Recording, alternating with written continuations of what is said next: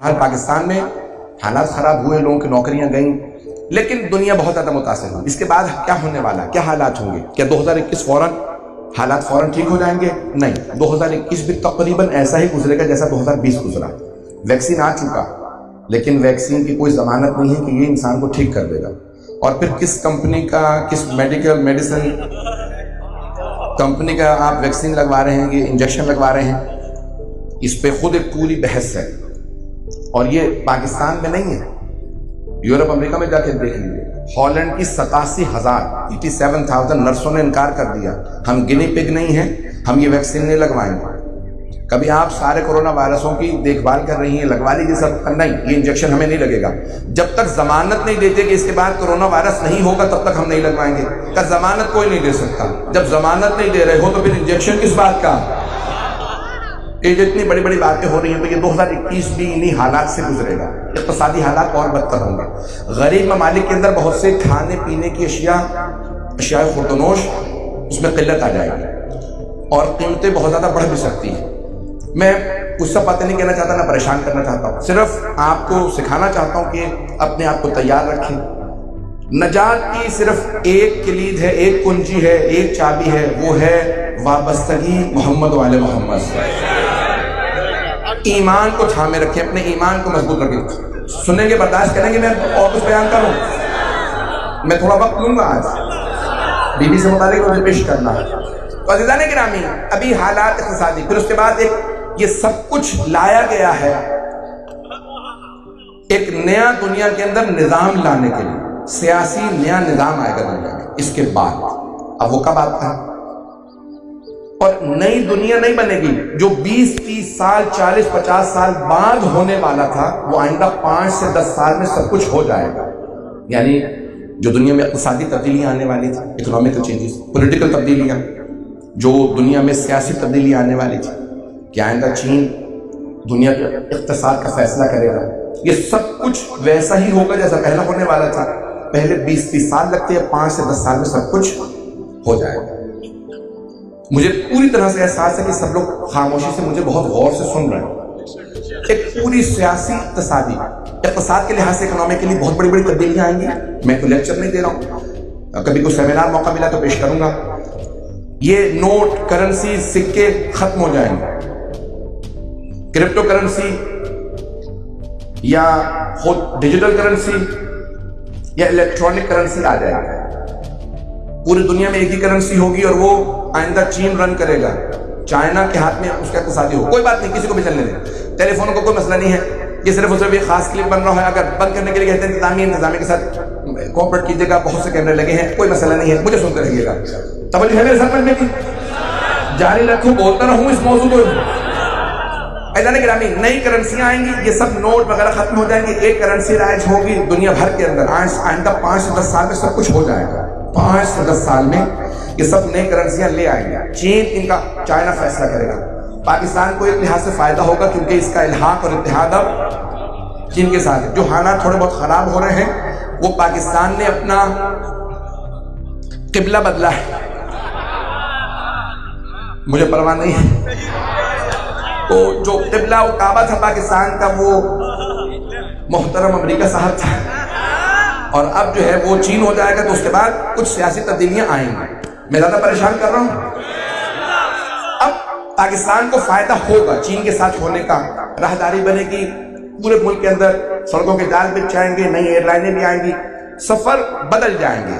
چین نے کہا ہے کہ ہم پوری دنیا سے 1 روڈ 1 بیلٹ، ایک سلک روڈ کا جو تصور دیا ہے، ابرائے ریشم جو پوری سڑک بنے گی وہ بنائے گا۔ پوری دنیا میں بہت تیز ٹرینوں کا نظام لے کے آئے گا چائنا۔ آئندہ کاریں آہستہ آہستہ ڈرائیوروں کے بغیر چلیں گی۔ میں نے خود کئی ممالک کے اندر دیکھنا شروع کیا کہ کاریں آنا شروع ہو گئی، آٹونومس کار کہتے ہیں۔ آپ اس میں صرف ایڈریس ڈال دیں، پتہ ڈال دیں، پہنچا دے گی۔ آئندہ لوگ گاڑیاں خریدا نہیں کریں گے، بتاؤں یا چھوڑ دوں؟ گرامی، آئندہ لوگ گاڑیاں نہیں خریدیں گے۔ جرمنی میں یہ ابھی شروع ہو چکا۔ میں جرمنی گیا ہوں تو میں نے خود دیکھا ہے کہ آپ ایئرپورٹ سے اترے، ایک صاحب مجھے لینے آئے، میں نے ان سے کہا بھائی سامان آپ نے لے لیا ہے؟ چل چل کے تھک گیا ہوں، کہاں جا رہے ہیں؟ کہا بھائی گاڑی دور ہے۔ انہوں نے موبائل نکالا، گاڑی پہ لگایا، دروازہ کھل گیا۔ یہ کیا ہے؟ مولانا گاڑی میری نہیں ہے, میں نے ہائر کی ہے, فون پہ کوڈ موجود ہے, لگایا ہے, دروازہ کھل گیا, اندر چابی موجود ہے, اسٹارٹ کی, الیکٹرک جو لگا ہوا تھا اس کے اوپر میٹر, اس کو فوراً اتارا, جس جگہ پہ مجھے لے کے جانا تھا وہاں اتارا, سامنے پارکنگ موجود تھی وہاں پہ گاڑی پارک کر دی. آئندہ لوگ گاڑیاں نہیں خریدیں گے, اس طرح سے گاڑیاں چلیں گی بغیر ڈرائیور کے. دنیا کے اندر ہر 10,000 میں سے ایک گاڑی کا حادثہ ہوتا ہے, آئندہ وہ چیلنج کر رہے ہیں ہر 10 لاکھ میں ایک گاڑی کا حادثہ ہوگا. پریشان ہو گئے, اب تھوڑا سا اور پریشان ہو جائے. اور لوگ تنگ کنجسٹڈ آبادیوں میں نہیں رہیں گے, دور دور چلے جائیں گے.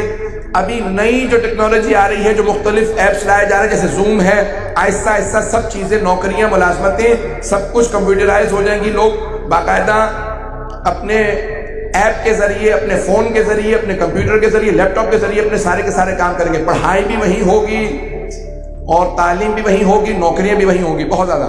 80% ایسی نوکریاں ایجاد ہوں گی جو ابھی نہیں ہیں آئندہ 5 سے 10 سال میں. جیسے اب سے 30 سال پہلے, پریشان اگر ہو رہے ہیں تو مجھ سے سن لیجئے, میں نے وعدہ کیا, اب سے 30 سال پہلے اگر کوئی کہتا کہ کوڈک کمپنی تھی جاپان کی, فلم بناتے تھے, کیمرے ہوتے تھے جس کے اندر, اب نئے بچے نہیں سمجھے گے, پرانے والے سمجھ سکتے ہیں حضرات. کیمرہ ہوتا تھا اور اس کیمرے کے اندر فلم ڈلتی تھی, اسے فلم کہا جاتا تھا, ریل ہوتی تھی, تصویریں لیتے تھے, وہ ریل باقاعدہ تصویریں چھاپنے کے لیے لیبارٹری جاتی تھی, پھر باقاعدہ تصویریں نکالی جاتی تھی. پوری دنیا میں 80-90% سے زیادہ ریلیں کوڈک کمپنی تھی جاپان کی, وہ باقاعدہ ایجاد کرتے تھے. کچھ اور کمپنیاں بھی تھیں, امیر ترین کمپنیوں میں تھی. 1996 میں بینکرپٹ ہو گئی, ختم ہو گئی, دیوالیہ, ختم. کیوں؟ ڈیجیٹل کیمرے آ گئے, فون آ گئے, سب کچھ ختم. آئندہ تصویریں لوگ فون پہ دیکھیں گے, کمپیوٹر پہ دیکھیں گے, چھاپیں گے نہیں, پرنٹ نہیں ہوں گے. یہ ایسے بہت سے کاروبار ختم ہو جائیں گے. اب ہر ملک کی کوشش یہ ہے کہ نئے نظام کے اندر میرا کچھ نہ کچھ کنٹرول ہونا چاہیے. بحث اس پہ نہیں ہو رہی ہے کہ نظام کیا ہوگا, اس نظام کو چلانے والا کون ہوگا. اب تک لوگ کہتے رہے بھئی ایک دنیا کے اندر خدا ہے, اس خدا کا نام امریکہ ہے, تو امریکہ اپنے آپ کو خدا مانتا تھا. یہ جملے پیش کر رہا ہوں, میں کبھی سیاسی گفتگو نہیں کرتا, آپ کہیں گے ایک ہی دفعہ میں اتنی کر دی ہے کہ پابندیاں صحیح نہیں ہیں. تو ایسا نہیں گرامی, پرانے زمانے میں تھے نمرود, فرعون, وہ کہتے تھے انا ربکم الاعلی. قرآن اٹھا کے دیکھیے, اپنی زبان سے کہتے تھے انا رب, میں تمہارا رب, پالنے والا ہوں. اب کہتے نہیں ہیں لیکن حرکتیں وہی ہیں جو فرعون کی تھی. ہمیں نہیں مانو گے تو ڈرون سے حملہ کریں گے, ایٹم بم کی دھمکی دیں گے, نہ جانے کیا کچھ ہوگا. اب یہ سارا ایک نیا اقتصادی نظام آ رہا ہے, دنیا کے اندر سب چیزیں تبدیل ہو جائیں گی. بس میں اسی پہ اکتفا کروں گا, شاید میں نے بہت زیادہ پریشان کیا. ان تمام چیزوں کے اندر امریکہ میں جو امیر ترین لوگ ہیں, ایک آدھ کا نام لینا میرے لیے شاید مناسب نہ ہو کیونکہ میرے پہ کافی پابندیاں سو کبھی کئی ممالک میں ویزوں پہ ہیں. دنیا کے امیر ترین آدمیوں سے ایک آدمی ہے جس کی بہت بڑی کمپنیاں ہیں. پچھلے 20 سال سے وہ اور اس جیسے لوگ بحث کر رہے ہیں کہ دنیا کی آبادی کبھی بھی 7 ارب سے زیادہ نہیں ہوئی. دنیا کی ہمیشہ آبادی بڑھتی رہی ہے اور پھر کم ہوتی رہی. بڑھتی تھی, جنگیں ہوتی, وبائیں پھیلتی, وبائیں ہر 50, 60, 70, 80, 100 سال بعد وبائیں آتی رہی دنیا میں. اور طاعون کتنی دفعہ آیا ہے گزشتہ 500 سال میں, یورپ میں, امریکہ, ایشیا, افریقہ میں, امریکہ میں, کہ لوگ مر گئے. میزلز آئے, نہ جانے کون کون سی بیماریاں کہ لوگ ان سے مرے. سنیں گے فیضان گرامی, تمام بیماریوں سے لوگ مرتے ہیں, سب کچھ ہوتا ہے. تو وہاں ایک امریکہ میں بحثیں چل رہی تھی. میں 1998 سے 1998 سے میں امریکہ مسلسل جا رہا ہوں مجالس کے اندر. تو علمی حلقوں میں بحث وہاں پہ چلتی تھی کہ دنیا کی آبادی بہت زیادہ بڑھ گئی ہے, ہمیں دنیا کی 70% آبادی کم کرنے کی ضرورت ہے کیونکہ زمین پہ وسائل نہیں. تو وہاں پہ جو خدا کو نہیں نہ مانتا, وہ نہ اسے رزاق مانتا ہے, نہ اسے کریم مانتا ہے, نہ اسے ستار مانتا ہے, تو اللہ عطا کرنے والا ہے. میں نے زحمت کو تمام کیا, میں جناب سیدہ سے متعلق جملے پیش کروں تو یہ تمام وہ چیزیں کہتے تھے 70% آبادی کم کرو. آبادی کم کرنے کے طریقے کیا ہیں؟ جنگیں, وبائیں اور بہت سی چیزیں جو ممبر کے لائق نہیں ہے کہ ان کو یہاں سے بیان کیا جائے. کہ دنیا میں لوگ شادیاں نہ کریں تاکہ اولادیں نہ ہوں, اور بہت سی اخلاقی بیماریاں جو دنیا میں رائج کی گئیں تاکہ دنیا کی آبادی کو قابو کیا جائے. آبادی زیادہ کہاں پڑ رہی ہے؟ ایشیا کے کچھ ممالک میں اور افریقہ میں. تو ان ملکوں میں زیادہ بیماریاں ہونی چاہیے بیماریوں کے علاوہ ان کے اقتصاد کو خراب کرنا چاہیے، حکمرانوں کو خریدنا چاہیے کہ ان کو تعلیم نہ دیں، یہ اتنے کمزور ہوں کہ جو ہم جو کہتے ہیں وہ مانیں، ان کو اتنا کمزور کر دیں۔ اگر امریکہ کے اندر گندم کی کاشت زیادہ ہو جائے تو افریقہ کے لوگ بھیک مانگتے رہیں کہ گندم زیادہ ہو گئی ہے۔ یہ 4000 ٹن 4 لاکھ ٹن گندم جو زیادہ ہوئی ہے ہمیں دے دو، ہم بھوکے ہیں۔ تو کہا نہیں، گندم کی قیمت کم ہو جائے گی، سمندر میں ڈال دو، کھلائیں گے نہیں۔ یہ جتنا دودھ یا پنیر زیادہ ہوا سب سمندر میں، بحر اقیانوس میں گرا دیا جائے، لیکن ہم قیمتوں کو اپنے قابو میں رکھیں گے۔ میں نے آج سب کچھ کہہ دیا۔